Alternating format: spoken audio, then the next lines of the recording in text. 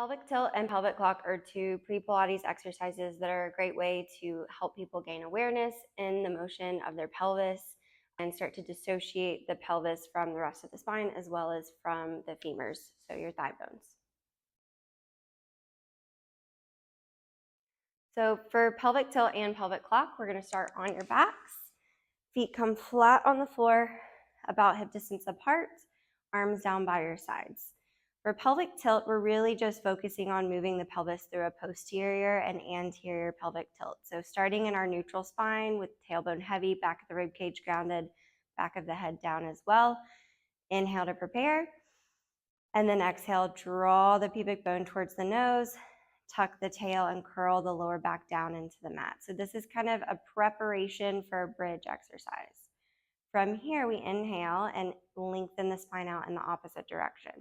So rolling the pelvis forward, dropping the tailbone towards the floor, arching the lower back.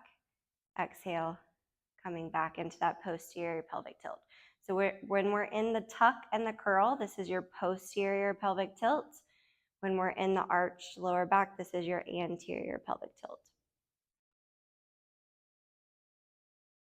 For pelvic clock, we're going to fill in the rest of the circle in addition to that posterior and anterior pelvic tilt.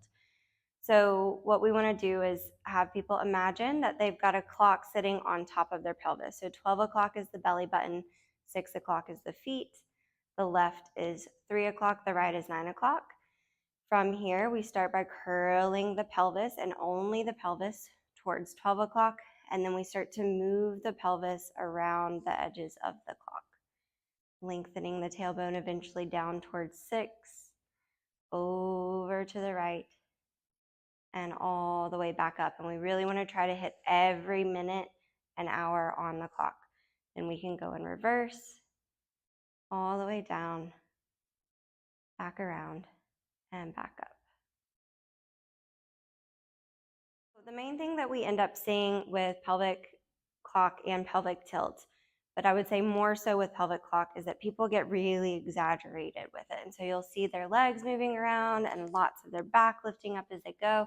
And we're really trying to isolate the pelvis and kind of roll the pelvis around within the body and give people some awareness that their pelvis can move, because you'd be surprised at how many people don't really have that mind-body connection there.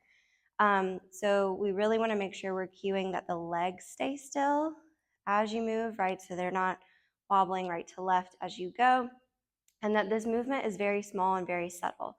And then the other thing that we often will see as a faulty movement pattern here is that instead of kind of working their way through the true sides of that motion, we'll see people hike a hip towards the waistline and then towards the other side instead of kind of finding this like big circle in the neutral position. So that's another thing we want to cue, is that we keep the waistline long and that part of the circle is really coming from just dropping a little bit more weight into that side of the pelvis than the other. A couple of helpful things for that is, for some people, the visual of the clock on the top of the pelvis is helpful, right? They kind of think they're working their way through that hour. But for some people, it's more helpful to focus on the back of the body. So if you think about trying to draw a circle with the back of your pelvis, just really gently where you're feeling more weight in those areas, that can be helpful. Another image that's really helpful is a bowl full of water, and we're going to pour the water out all the way around the circle and back.